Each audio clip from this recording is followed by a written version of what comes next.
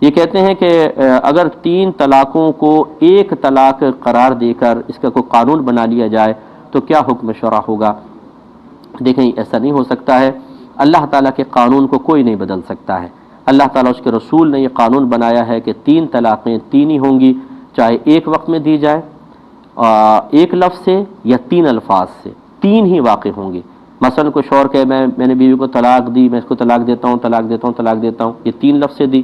یہ کہا کہ میں نے اس کو 3 طلاقیں دیں، یہ ایک لفظ سے 3، دونوں صورتوں میں 3 ہی طلاقیں واقع ہوں گی۔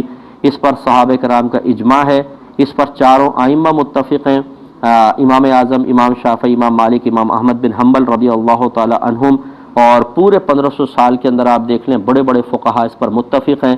لہذا اتنے لوگوں کے اتفاق کے بعد پھر اس مسئلے سے علیحدہ ہٹ کر 3 طلاقوں کو ایک قرار دینے کی کوشش کرنا، یہ گویا کہ شریعت کو بدلنا ہے۔ ہرگز ایسا نہیں ہو سکتا ہے۔ جو لوگ 3 طلاقیں دینے کے بعد پھر اسی قسم کا کوئی فتویٰ لے لیتے ہیں کہ یہ 3 طلاقیں ایک ہوتی ہیں اور ساتھ رہنا شروع کر دیتے ہیں، یاد رکھیں یہ گناہوں بھری زندگی ہے، بالکل جائز نہیں ہے۔ اچھی طرح آپ فیصلہ کر لیں ورنہ آخرت میں جواب دہ ہوں گے۔